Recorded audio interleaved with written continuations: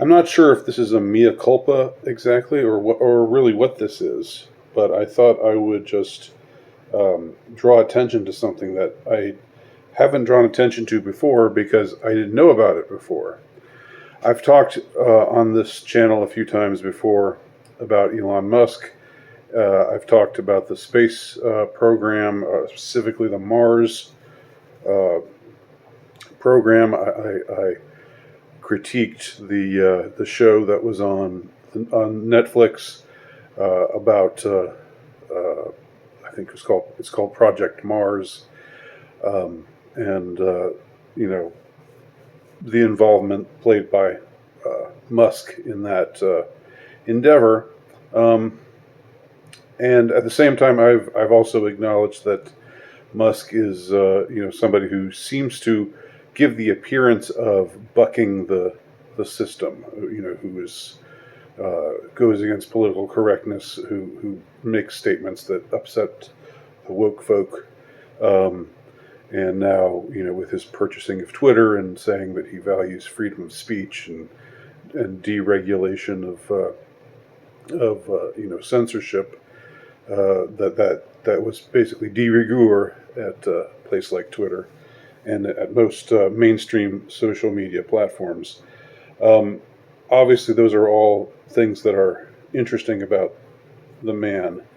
But at the same time, I know that he's incredibly wealthy and powerful, and that he's part of the power elite, who I generally have a rather jaundiced view of, as you know if you watch this channel. I don't think too highly of most billionaires. Not because they're billionaires, but because of the lockstep mindset that they seem to have, and but and so forth. But what I found out, what I only found out this morning, and this is something I should have been aware of before because the information has been out there for a while. But I guess unless you're somebody who just peruses the news all the time, which I'm not, then things come to you when they come to you. But I never knew until just this morning that Elon Musk is an avid anti-depopulationist, and that he has spoken out many, many times about how he thinks that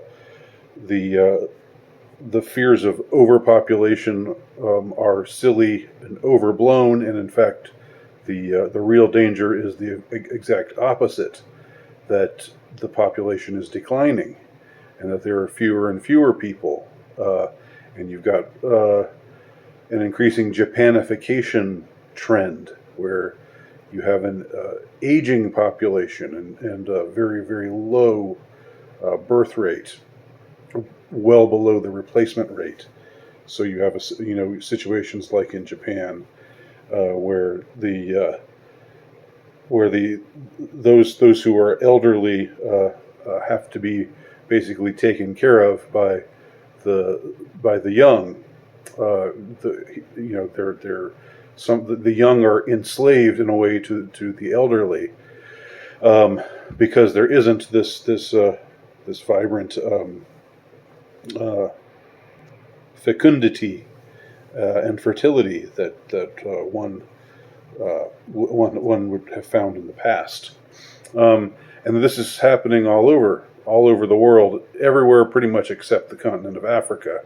And the continent of Africa is the one place in the world where it's still basically third world conditions over much of the continent. Not all of it, but over much of it. So that's the reason why you still have these conditions where people have more children because it's beneficial to them to help in a primarily pastoral, agricultural, non-industrial setting.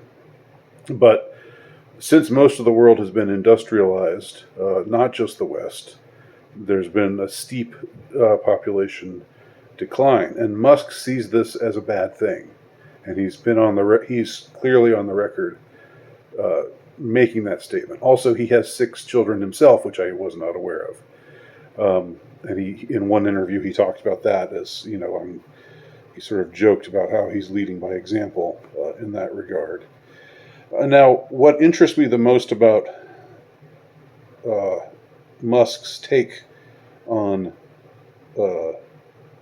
depopulation, his opposition to depopulation, is that it is so severely at odds, so incredibly at odds with the rest of the power elite.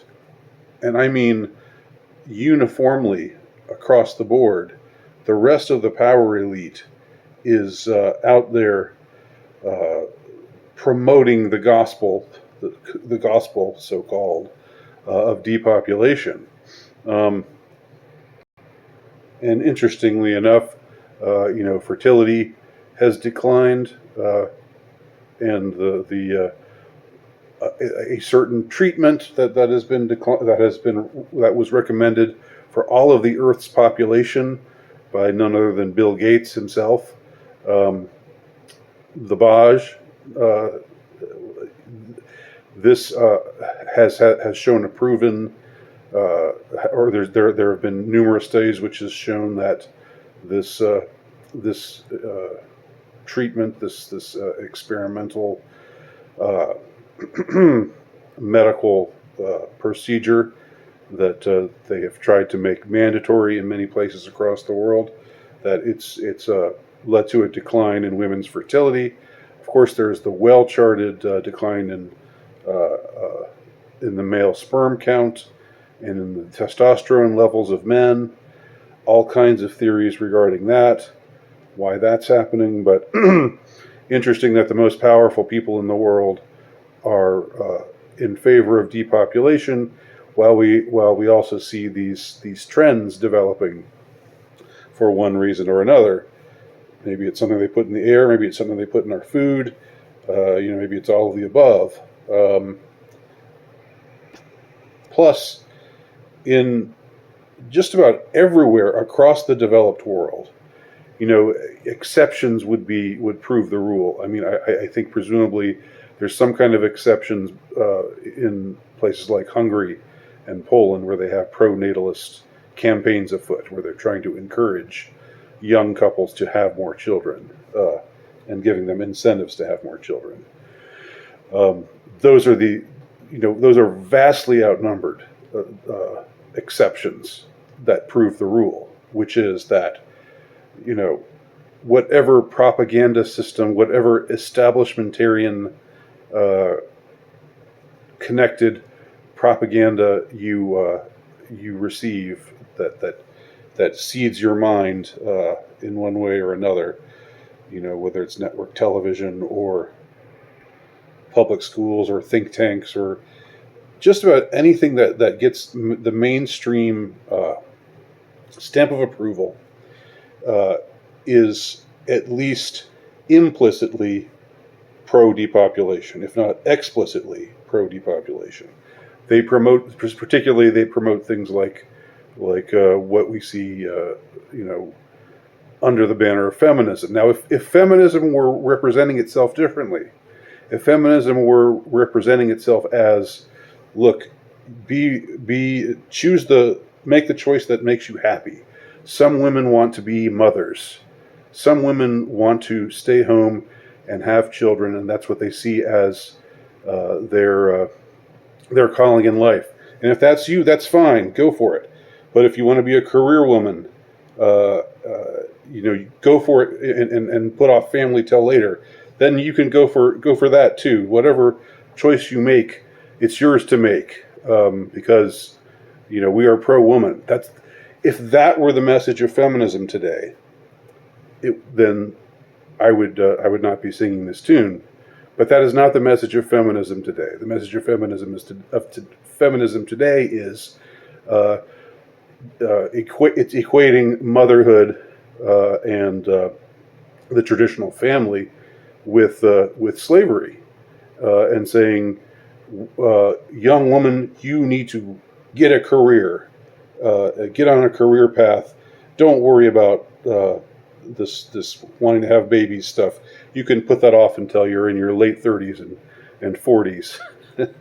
When your fertility is waning, then you can start thinking about that after you've established yourself, as a girl boss or whatever. That's what feminism is today. And feminism is a mainstream ideology. It's something that is decimated. Disseminated. It has decimated civilization, but has been disseminated. Freudian slip there, everywhere. Okay, and that's just one example of it, of what I'm talking about. With respect to this depopulation agenda, the recently deceased Prince Philip, of course, famously said that he wanted to come back as a virulent disease to wipe out a ton of the population. That's what he wanted to be reincarnated as. You've got Bill Gates going to Africa and trying to get people contracepted. That's his idea of humanitarianism. That's his idea of serving humanity. But then you've got Elon Musk, who seems to be pretty much all alone on the other side. Now, with all the other stuff that I've talked about, him being pro free speech, him making edgy statements on social media, like tweeting to take the red pill and indicating his support for the truckers, the convoy in Canada, and other things like that. That could just be evidence of controlled opposition. I have a harder time seeing him take this particular stand as evidence of controlled opposition. Now, I know that there are still other problems with Musk. I know he thinks the Baj is a good thing. He hasn't spoken out against the Baj, and in many ways, he does seem to line up with the rest of the multi-billionaire class. But in so many significant ways, he also does not. And this seems to be the most significant way in which he has broken ranks with the rest of the lizard people, the lizard elites, the reptilian elites. This seems to be a way in which he has taken a significant step away from their very entrenched ideology. I mean, it's like I've said, you hear about it. I mean, you came with me to the Georgia Guidestones, didn't you? If you haven't, then go back and see the videos that I recorded at the Georgia Guidestones. As just one, that's just one of many numerous examples. It's a huge part of the globalist project to reduce population growth. That's everywhere. And while someone like Musk seems to actually believe in the carbon footprint, or the global warming stuff, or he said things like we need to limit our carbon emissions and so forth. Yet at the same time, he is pro-population. He's not just indifferent about depopulation or the question of whether there are going to be more or fewer people on the earth in the future. He has taken a definite stand against depopulation and in favor of an increased human population, a more fertile and more fecund humanity. So I think that's very interesting. I don't know. I don't know exactly what to make of it at this point, but I wanted to just register my thoughts on the subject. What do y'all think? Leave me a comment below if you have something to say. My name's Andy Nowicki. You can check out my work at altrightnovelist.com. Please also check out my Substack page. And my latest book, The Insurrectionist, can be purchased from terrorhousepress.com. Thanks again for watching.